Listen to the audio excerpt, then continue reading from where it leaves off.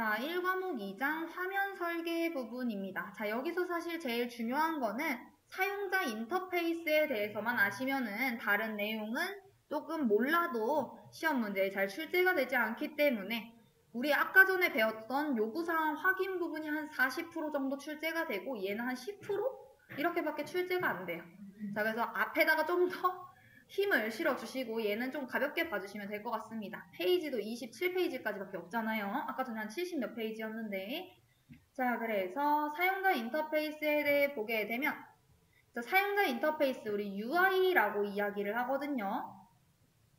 유저 인터페이스 이렇게 해서 UI라고 불리는데 얘는 사용자와 시스템 간의 상호작용이 원활하게 이루어지도록 도와지는 장치나 소프트웨어를 의미를 합니다. 자, 그래서 얘는 사용자의 만족도에 가장 큰 영향을 미치는 중요한 요소예요. 그래서 사용자의 편리성과 가독성, 보는 거를 이제 좀 높임으로써 작업 시간을 단축시키고 업무에 대한 이해도를 높여줍니다. 즉, 최소한의 노력으로서 원하는 결과를 얻을 수 있게 하는 게 이제 좀 목적이고요. 이런 사용자 인터페이스의 기본 원칙에는 총 4가지가 있는데 얘는 진짜 중요합니다. 별표 3개. 왜냐하면 실기에도 자꾸 출제가 돼요. 사용자 인터페이스 기본 원칙 중 직관성에 대해서 서술하시오. 이런 식으로. 근데 엄청 쉬워요. 자, 직관성은 뭐냐? 딱 봤을 때 얘가 뭐 X다. 이걸 누르면은 얘가 꺼지겠지, 닫히겠지? 이런 식으로 볼 수 있어야 된다는 거예요. 누구나 쉽게 이해하고 사용할 수 있어야 한다라는 거. 자, 그리고 유효성은 사용자의 목적을 정확하고 완벽하게 달성해야 된다라는 거예요. 내가 이거 눌렀으면은 이게 잘 꺼져야 된다라는 건 거죠. 자, 그리고 학습성. 이거는 뭐 나이가 많든 나이가 적든 뭐 남자든 여자든 뭐 상관없이 누구나 쉽게 배우고 익힐 수 있어야 된다라는 겁니다. 자, 그리고 유연성이라는 거는 만약에 사용자가 뭐 실수를 했어요. 그러면은 그거에 대해서 최대한 최소화할 수 있도록 뭐 진짜 취소하시겠습니까? 닫으시겠습니까? 뭐 이런 식으로 하던가 아니면은 그 사용자의 요구사항을 최대한을 수용할 수 있도록 해야 한다. 요게 유연성인 거예요. 그래서 기본 원칙, 직관성, 누구나 쉽게 사용하고 이해해야 한다. 유효성, 목적을 정확하고 완벽하게. 그리고 학습성, 누구나 쉽게 배우고 익혀야 함. 유연성, 요구사항 최대 수용, 실패 최소화. 이렇게 알아두시면 될 것 같습니다. 4개 꼭 외워두세요. 자, 그리고 이 UI는 여러 개로 구분이 되게 되는데 시험 문제에 출제되는 친구들로만 보게 되면은 자, 첫 번째 CLI입니다. 자, 얘는 뭐냐? 요거 이야기하는 거예요. CMD 창. 텍스트로 내가 명령 입력하면은 얘가 결과도 텍스트로 줍니다. 뭐 예를 들어서 내가 내 IP 알고 싶어요.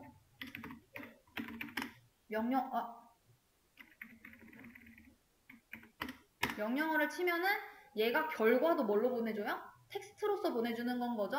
자, 이런 환경이 뭐다? 인터페이스가 CLI라는 겁니다.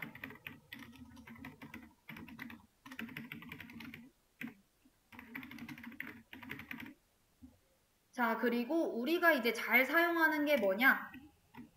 GUI입니다. 자, 이거는 지금 요런 아이콘들 있죠.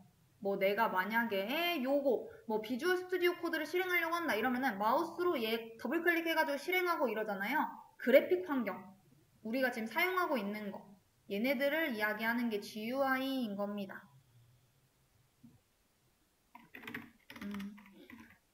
마우스 형태로 마우스 선택해 작업하는 그래픽 환경의 인터페이스.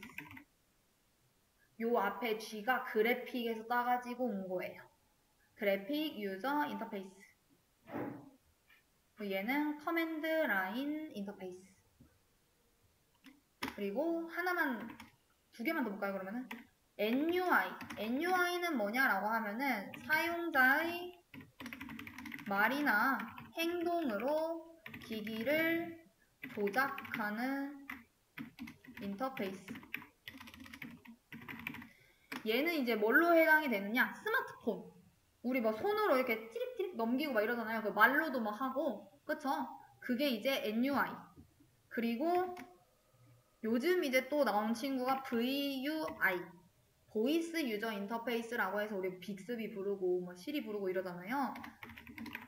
사람의 음성으로 기기를 조작하는 인터페이스. 요 정도까지 알아두시면 될 것 같고, 사실상은 요 CLI, GUI, NUI 정도 구분만 하실 수 있으면 됩니다. 얘는 쉽죠?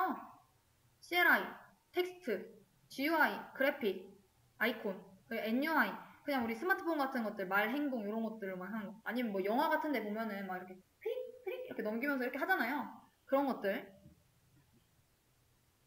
자, 그래서 우리 여기 부분, UI 구분할 수 있어야 되고, 그 인터페이스 기본 원칙 알아두셔야 되고.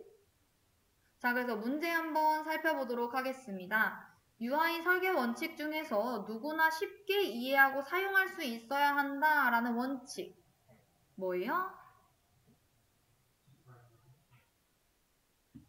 3번이죠. 직관성이죠. 자, 직관성 뭐다? 누구나 보는 순간 직관적으로 내용을 파악할 수 있어야 한다. 라는 거. 자, 얘와 이제 헷갈리시는 게 뭐다? 학습성은 누구나 쉽게 배우고 익힐 수 있어야 한다라는 거. 조금씩의 차이가 있습니다. 그리고 얘네들은 뭐 해당도 안 되죠. 희소성 이런 거 없었어요. 자, 그래서 3번 확인해 주시면 되고, 우리 UI 설계 도구 한번 보도록 하겠습니다.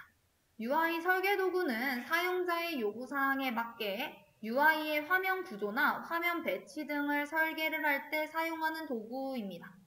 자, 그래서 요 종류에는 와이어프레임, 목업, 스토리보드, 프로토타입, 유즈케이스 같은 것들이 있는데, 와이어프레임은 뭐냐? 우리 프레임, 골조, 뼈대 이런 것들을 이야기를 하죠. 그래서 기획 단계 초기에 이제 제작하는 것을 이야기를 해요. 그래서 그 페이지에 대해서 개략적인 레이아웃 같은 것들, 뼈대를 설계하는 단계인 거고, 그냥 우리가 지금 개발자들이랑 디자이너가 이제 이야기를 할 때 협의를 좀 해야 될 때가 있잖아요. 요 정도 지금 진행됐어. 이렇게 상태를 좀 알려주려고 할 때 와이어프레임을 사용을 하고, 이 와이어프레임을 작성하기 위해서는 여러 툴들이 있는데, 뭐 첫 번째, 손으로 직접 그려도 되겠죠. 요즘에는 많이 사용하진 않는데, 뭐 손으로 이쪽에는 이만큼 이렇게 뭐 구조가 있었으면 좋겠고, 이쪽에는 뭐 게시글 나오고, 이쪽에 뭐 댓글 다는 버튼 나왔으면 좋겠어. 손으로 그려도 되고, 아니면은 여기서 조금 더 갔다 이러면 뭐 파워포인트로 이제 만들어도 되고, 더 갔다 이러면 뭐 포토샵, 일러스트 이런 것들을 이용을 하죠. 자, 그래서 어떤 것들을 이야기를 하느냐?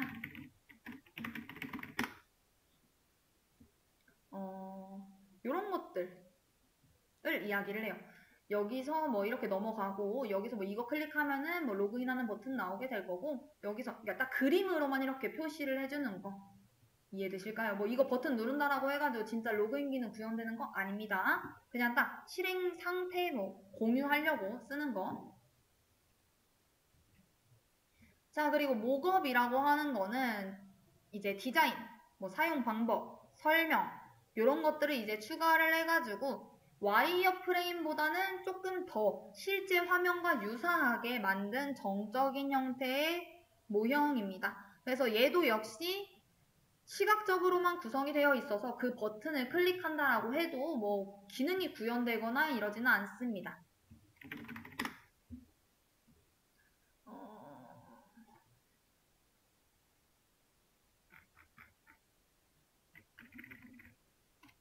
목업 사이트 이렇게 나오면 되긴 하는데, 이런 것도 지금 그냥 딱 페이지만 구현이 되고 얘네들 버튼을 누른다라고 해가지고 구현이 되는 건 아닌 건 거예요. 그러니까 딱 실제로 그 틀에 보이게끔만 해주는 거. 이런 것들이 이제 대신 와이어프레임보다는 좀 더 실제 화면과 유사하게 만들어 놓은 거구나 라는 거를 알아두시면 될 것 같고, 우리 스토리보드라고 하는 거는 와이어프레임에다가 콘텐츠에 대한 설명들을 다 적어 놓은 거예요. 뭐 여기서 페이지가 이동이 되게 되면은 뭐 여기로 가게 되면 되고, 뭐 만약에 여기서 정책이라던가 이런 게 기술이 돼야 되면은 이런 것들이 있고, 얘도 역시 뭐 파워포인트라던가 아니면 뭐 스케치 도구 뭐 이런 것들을 이용을 할 수 있습니다. 대신 글이 좀 추가됐구나 라는 거를 알아두시면 될 것 같아요.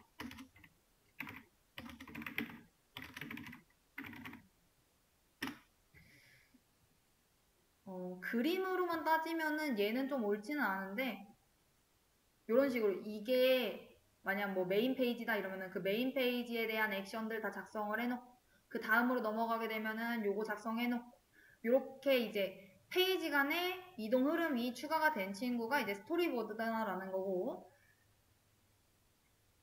그리고 프로토타입이라고 하는 거. 우리 아까 전에 프로토타입 모형 보면서 프로토타입이라고 하는 키워드 나오게 되면 뭐라고 했어요? 견본품, 시제품 기억나실까요? 프로토타입 모형이라고 하면은 견본품 만들어가지고 의사소통을 좀 더 확실하게 한다, 편하게 한다 라고 했죠. 자, 얘도 여기서 비슷한 의미로 실행이 됩니다. 그러니까 실제 이제 테스트가 가능하도록 작업자 간의 서비스 이해를 위해서 작성하는 샘플이에요. 그러니까 동적인 모형인 겁니다, 얘는. 실제 구현된 것처럼 시제품이에요. 자, 그리고 유즈 케이스라고 하는 거는 이제 사용자 측면에서의 요구사항, 사용자가 원하는 목표를 달성하기 위해서 이제 수행할 내용들을 이제 기술을 하게 되는 건 거죠. 뭐 기능적인 요구들 결정하고 그것들을 이제 문서화 해놓는 거, 이런 것들이 이제 유즈 케이스에 해당이 된다라는 거. 자, 문제 한번 살펴보도록 하겠습니다. 디자인, 사용 방법 설명, 평가 등을 위해 실제 화면과 유사하게 만든 정적인 형태의 모형으로 실제로 구현이 되지는 않는 UI 설계 도구는 무엇일까요? 그쵸, 2번이죠. 자, 우리 정적인 형태 모형이 시각적으로만 배치가 되고 실제 기능은 구현되지 않는다라는 내용, 목업에 대한 설명인 겁니다. 그리고 여기랑 이제 좀 헷갈리는 게, 그러면은 우리 스토리보드도 조금 비슷하지 않나요? 라고 할 수 있는 거죠. 스토리보드는 뭐가 이제 좀 들어가야 돼요? 그쵸, 설명, 작업 지침서 이런 식으로 뭐 구체적으로 작성이 된 뭐 이런 그런 것들이 이제 좀 나오게 된다. 단어가 좀 나왔다라고 하면은 그때 스토리보드를 생각을 해주시면 되는 겁니다. 차이점을 좀 알아두시면 될 것 같고, 그 다음 UI 요구사항 확인 부분으로 넘어가 보도록 하겠습니다. 자, 얘는 뭐냐? 그냥 일반 요구사항 확인이랑 비슷한 거예요. 이제 새로 개발할 시스템에 적용할 UI 관련된 요구사항 등을 이제 조사를 해가지고 작성하는 단계, 이게 UI 요구사항 확인인 겁니다. 그래서 이때는 그냥 한 사람한테만 이거 너 요구사항이 어떻게 돼? 이렇게 해서 뭐 원하는 거 작성해가지고 바로 만드는 게 아니라 다양한 경로를 통해가지고 여러 사람의 사용자 요구사항을 조사를 하고 분석을 한 다음에 작성을 해야 한다라는 거. 자, 그래서 그 요구사항 확인하는 순서는 어떻게 된다? 1번 목표 정의하고, 두 번째 활동사항 정의하고, 세 번째 요구사항을 작성한다. 자, 목표 정의는 뭐예요? 이제 사용자들을 대상으로서 인터뷰를 진행을 하고 사용자들의 의견이 수렴이 된 비즈니스 요구사항들을 정의를 하게 되는 건 거죠. 그래서 인터뷰를 통해 기술적인 요구사항을 명확하게 이해하는 것. 그 단계가 이 목표 정의 단계인 거고, 활동사항 정의는 이제 조사한 요구사항들을 토대로 앞으로 이제 우리가 해야 할 활동사항들을 정의를 하는 것을 이야기를 합니다. 그래서 사용자와 회사하고 이제 비전을 일치시키고 그 기술 발전 가능성 같은 것들을 파악을 한 다음에 이제 UI 디자인 방향을 제시를 하고 이런 것들이 이제 진행되는 순서가 여기 활동사항 정의. 마지막 이제 UI 활동사항 작성은 UI 요구사항 작성은 뭐예요? 이제 여러 경로를 통해 가지고 수집된 요구사항들을 이제 검토를 하고 분석을 해가지고 그 UI 개발 목적에 맞게 작성이 되어야 한다라는 거죠. 근데 여기서의 큰 특징은 뭐냐? 이 UI 요구사항은 개발자 중심으로 작성이 되어야 할까요? 아니면 실제 사용하는 사용자 중심으로 작성이 되어야 할까요? 이게 문제에 자꾸 나옵니다. 이 UI 요구사항을 개발자 중심으로 작성을 해야 하는가? 아니면 실제 사용하려고 하는 사용자 중심으로 작성을 할 건가? 누구를 기준으로, 누구를 중심으로 해서 작성을 해줘야 되는 거죠? 반드시 실사용자 중심으로 해서 작성을 해주셔야 되는 겁니다. 개발자 중심 아니에요. 자, 그리고 그 다음으로 넘어가 볼게요. UI 요구사항을 그러면은 작성을 할 때는 어떻게 작성을 하면 되는데, 자, 첫 번째, 요구사항 요소를 확인을 해야 하는 건 거죠. 그러니까 파악된 요구사항의 종류라던가 각각의 표현 방식 이런 것들을 검토를 해서 뭐 제약사항, 기능 요구, 데이터 요구, 뭐 품질 요런 것들 걔네들이 요구사항이 될 수 있는 거고. 자, 이 정황 시나리오 작성에서 정황 시나리오는 뭐예요? 요구사항을 도출하기 위해 작성을 하는 것으로 그 사용자가 목표를 달성하기 위해 수행하는 방법을 순차적으로 표현을 한 겁니다. 그래서 요구사항 정의에 사용이 되는 초기 시나리오가 정황 시나리오구나 라고 생각을 해주시면 되고, 그냥 내가 개발하려고 하는, 내가 만들려고 하는 그 서비스의 모습을 상상하는 첫 번째 단계, 그때 이제 사용자 관점에서의 시나리오, 요게 이제 정황 시나리오라고 생각을 해주시면 될 것 같습니다. 그래서 그냥 사용자가 주로 사용하는 기능에 이제 그런 것들에 이제 함께 발생되는 기능들, 얘네들이 이제 통합이 돼서 작성이 되는 건 거죠. 그리고 걔를 토대로 이제 작성이 되는 게 뭐다? 요구사항 작성, 정황 시나리오를 토대로 작성하는 거. 그래서 요거까지 알아두시면 될 것 같습니다. 자, 그래서 한번 문제 한번 풀어볼까요? 사용자들의 UI 요구사항을 작성을 하려고 한다. 다음 중 틀린 것은? 입니다.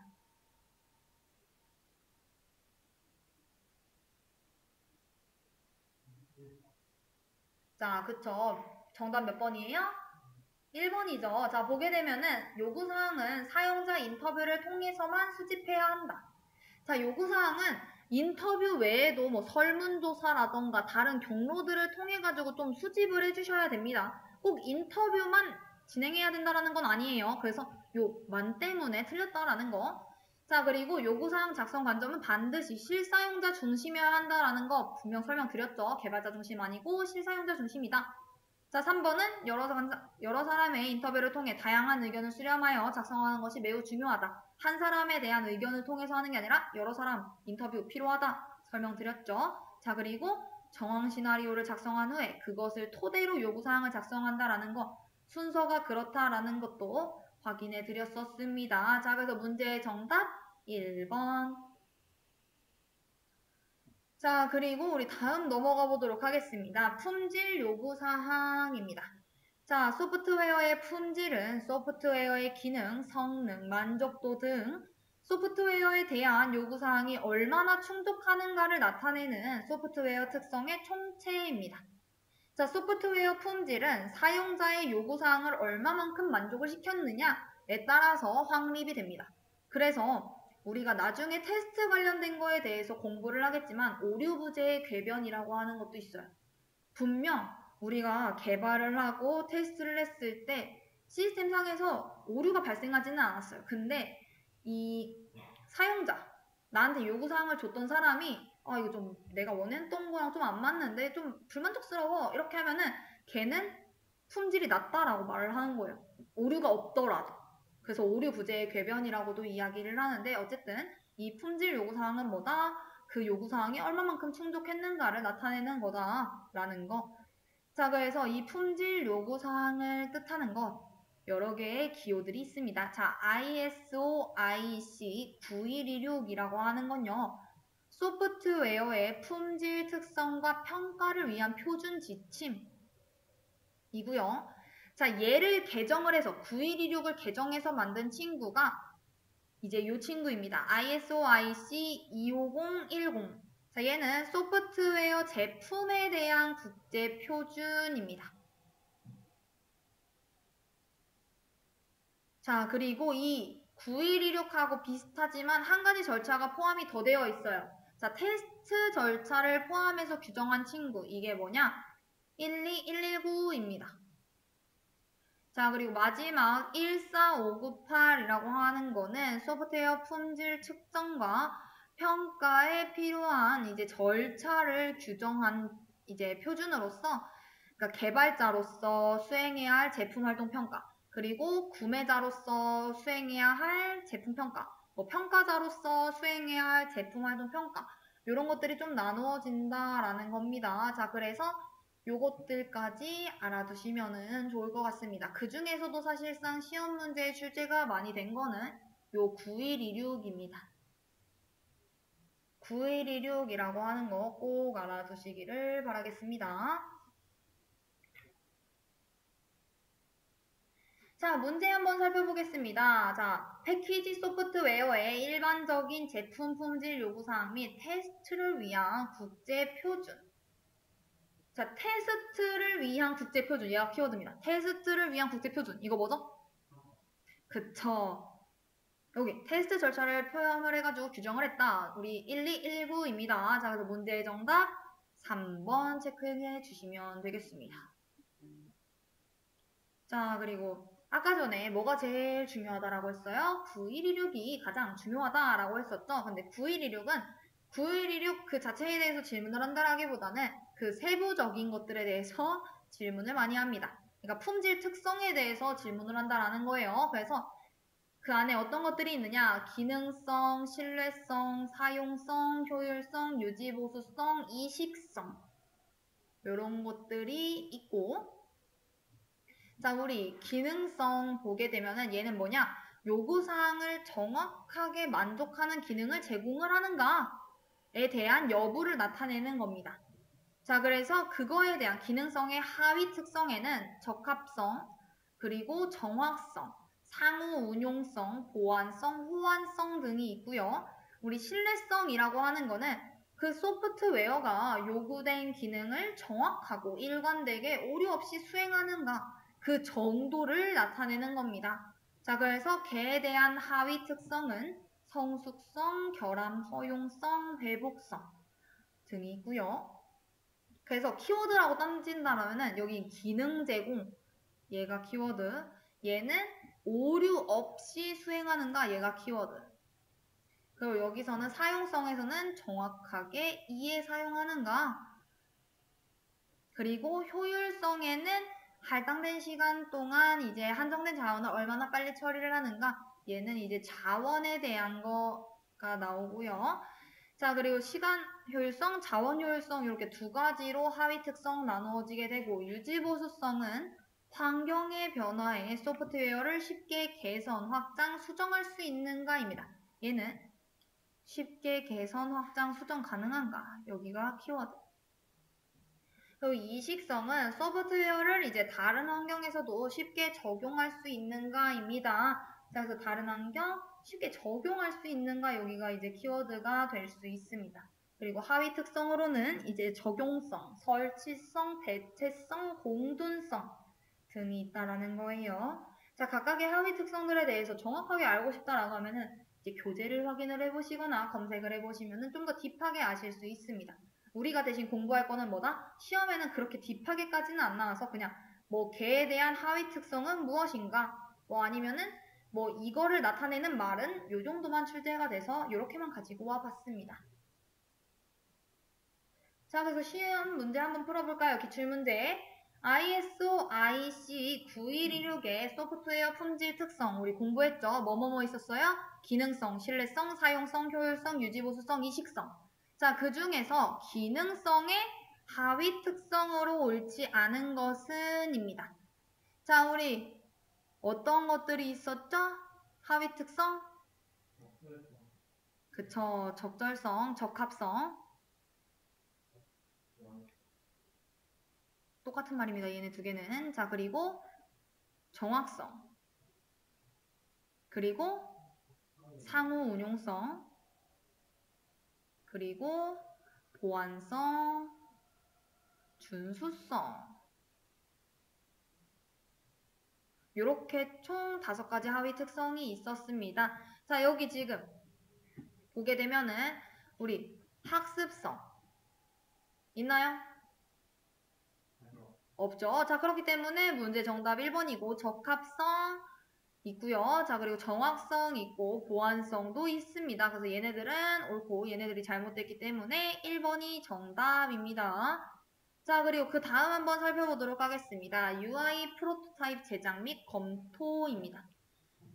자, 우리가 얘는 실제 동작하는 것처럼 버튼을 누르게 되면은 뭐 로그인 버튼을 누르면 로그인 페이지로 넘어가게 되고 뭐 아이디 비밀번호 입력해서 실제 데이터베이스가 없기 때문에 뭐 로그인이 되는 건 아니지만 어쨌든 그 화면까지 넘어가기도 해요. 그러니까 실제 동작하는 것처럼 만든 동적인 형태의 시제품 모형. 얘를 이제 우리가 뭐라고 한다? 프로토타입이라고 얘기를 하고 프로토타입은 최대한 간단하게 이제 요구사항을 개발자가 맞게 해석했는지 검증하기 위한 것이기 때문에 이제 일부 핵심적인 기능들을 제공을 하긴 하지만 이제 최종적인 작동 방식을 이해하는 데 필요한 기능은 이제 반드시 포함이 되어야 한다라는 거. 자, 그래서 얘는 이제 실사용자를 대상으로 테스트를 하는 것이 좋고 얘의 장단점이 있는데, 자, 우리 장점 뭐가 있어요? 실제 나올 것과 유사하게 생긴 견본품이기 때문에 사용자를 설득하고 이해시키기가 쉽죠. 어차피 이렇게 만들어질 건데 이거 맞아? 뭐 이렇게 되는 게 훨씬 좋아. 이렇게 이해시키기 편하니까. 자, 그리고 요구사항과 기능의 불일치 등으로 인한 혼선을 예방할 수 있다라는 거죠. 우리가 말로만 했을 때랑 뭐 글로만 적어줬을 때랑 실제 이게 되는 거는 다르잖아요. 그래서 개발 시간을 줄일 수 있다라는 거. 자, 다만 이제 단점이라고 하면은 오히려 개발 시간이 늘어날 수도 있어요. 왜? 이 시제품한테 너무 집중을 많이 한 거예요. 그러니까 실제 만들어질 그 개발 그 시스템보다 시제품한테 너무 이제 몰두를 해가지고 오히려 그걸 보완을 하느라 작업 시간이 증가가 될 수도 있고 오히려 필요 이상의 자원을 소모할 수 있다는 거죠. 이거 개발하기도 바빠 죽겠는데 이거 시제품 만드느라 오히려 인력들이 다 그쪽에 투입이 되어 있고 막 이러면 개발 기간 또 길어지고 이러면은 자원이 계속 소모가 되겠죠.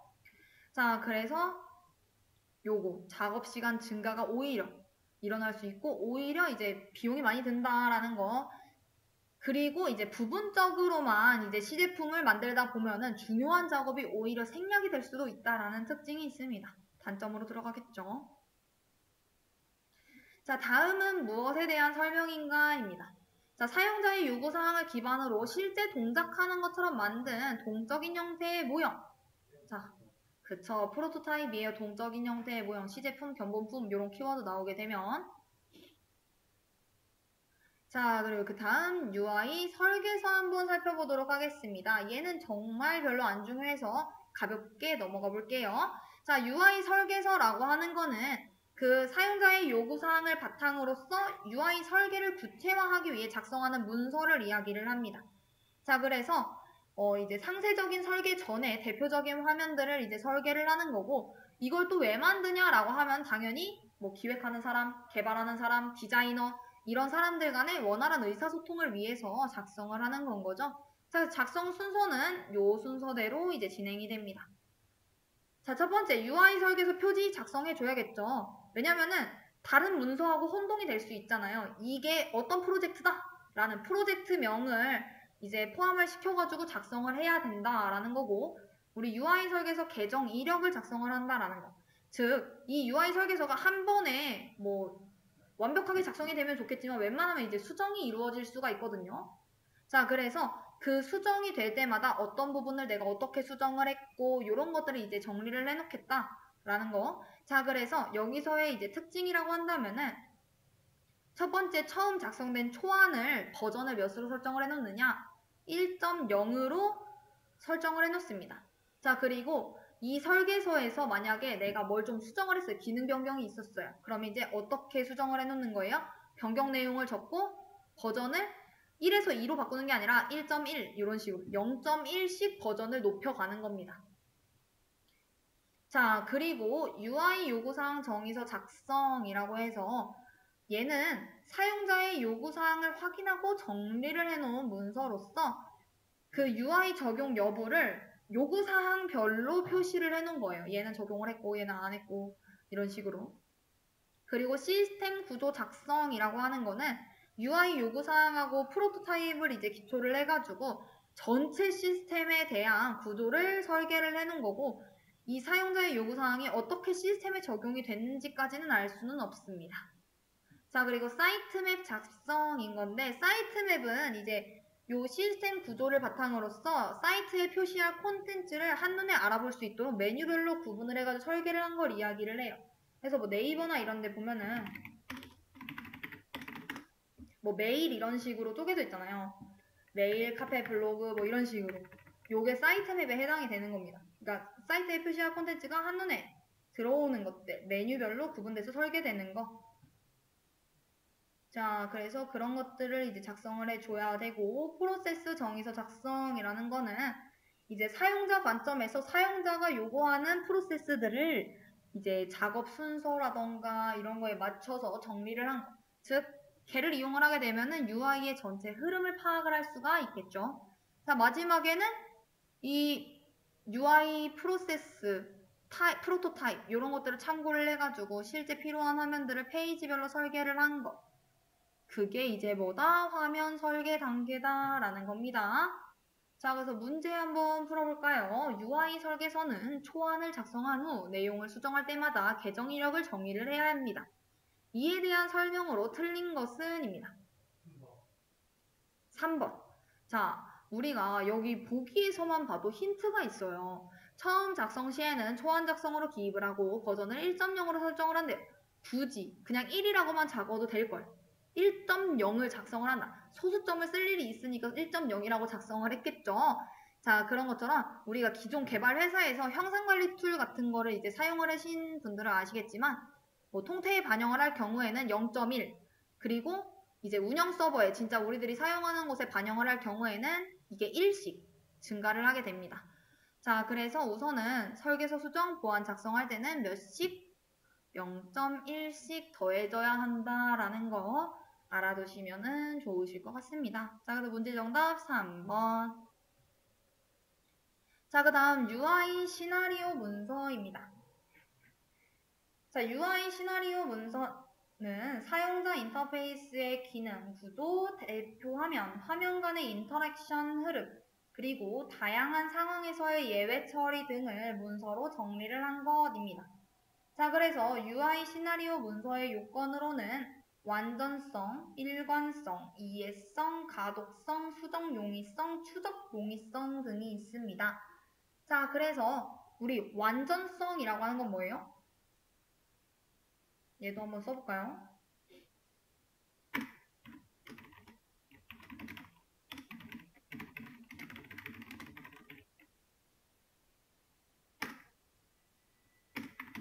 자, 첫 번째 완전성. 자, 당연히 문서에 완전하게 작성이 되어야 된다는 거예요. 누락되지 않은.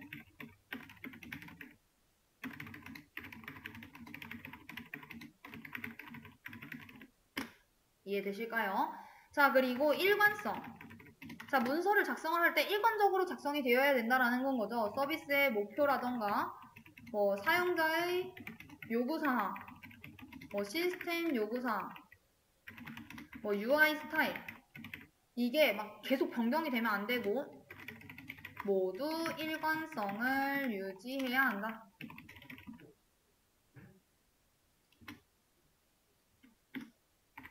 자, 그리고 이해성. 이 문서를 봤을 때 막 중의적으로 막 표현을 해놔가지고 불분명하게 작성이 되면 안 된다라는 건 거죠. 추상적인 표현은 표하고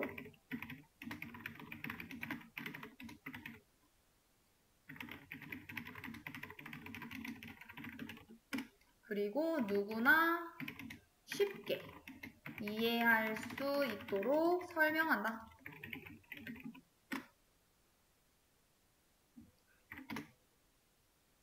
딱 들으면 이해는 가는 건 거죠. 완전성. 오케이. 완전하게 다 기술되어야 된다는 거 누락 없어야 되고. 일관성. 일관성 유지해야 되고. 이해성. 누구나 쉽게 이해할 수 있어야 되고. 자, 가독성은요. 얘도 이제 표준화된 템플릿을 활용하여 문서를 쉽게 읽을 수 있도록 해야 한다. 그리고 여기에는 이제 어떤 것도 해당이 되는 거예요. 우리가 막 버전을 작성을 할 때 1.0, 뭐 2.0, 뭐 1.1 이런 식으로 작성한다라고 했잖아요.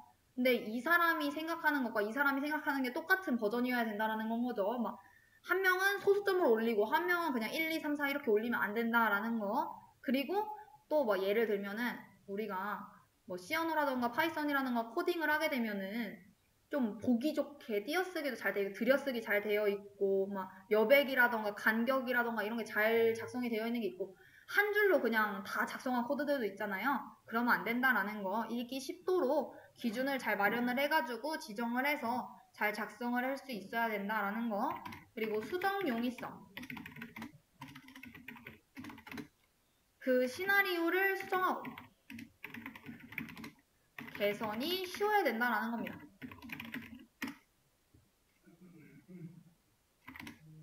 자, 그리고 마지막 수정 용이성.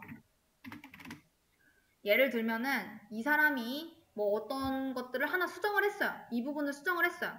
근데 왜 그 부분이 언제 발생을 했는지, 어떻게 발생을 했는지, 언제 발생을 했는지 이런 것들을 이제 쉽게 추적할 수 있게끔 작성을 해야 한다라는 건 거죠.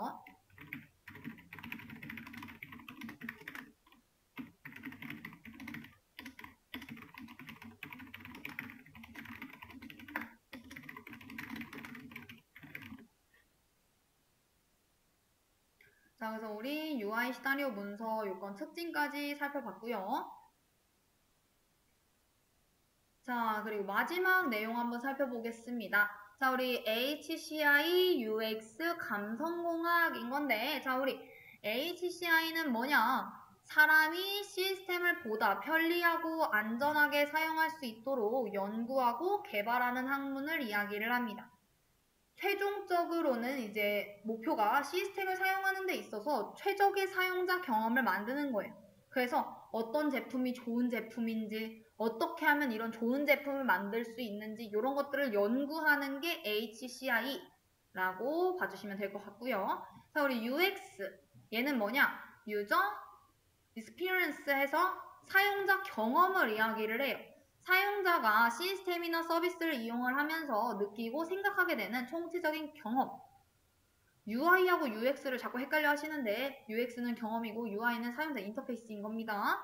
자, 그래서 UX는 이제 기술을 효용적인 측면에서만 보는 것이 아니라 그 사용자의 삶의 질을 향상시키는 하나의 방향으로서 보는 새로운 개념인 거고요.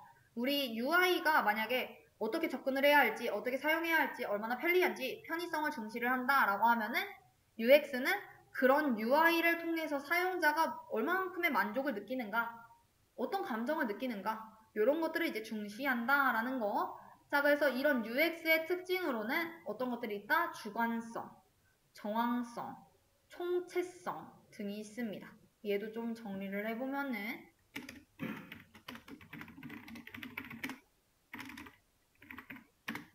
자, 주관성. 당연히 경험이다 보니까 개인에 따라서 다 다르겠죠. 사람들의 개인적, 신체적, 인지적 특성에 따라 다름으로 주관적. 자, 그리고 정황성.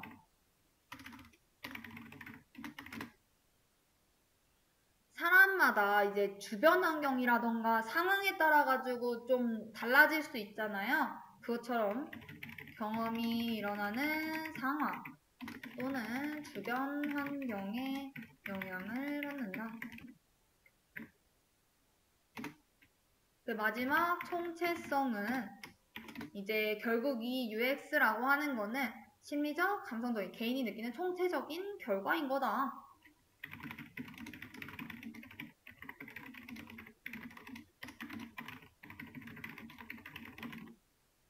자, 이렇게 세 가지 특징에 대해서도 알아봤고요.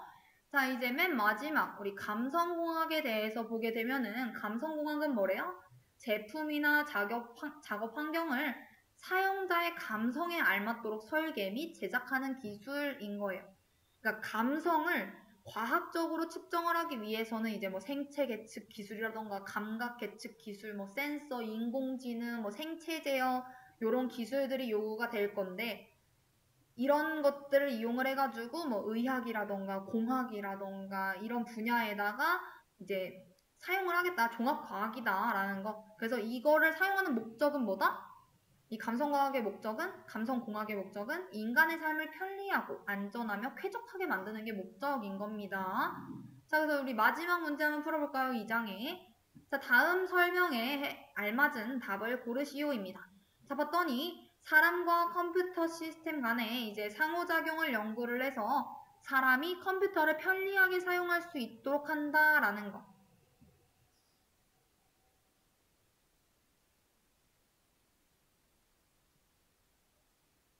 자, 뭐예요?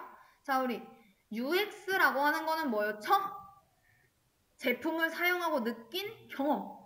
그쵸? 경험. 자, 그리고 그런 경험을 통해 얻은 감각. 그게 UX. 자, 그리고 우리 UI는 사용자 인터페이스였었고, 우리 HCI는 뭐예요? 자, 휴먼, 사람, C, 컴퓨터. 그거에 대한 거잖아요. 자, 그렇기 때문에 사람이 시스템을 보다 편리하고 안전하게 사용할 수 있도록 연구하고 개발하는 학문. 자, 이보다 그렇다라는 거. 자, 그래서 문제 정답 3번이었었습니다. 자, 그래서 여기까지 해가지고 저희 1과목 2장까지 마무리했고요.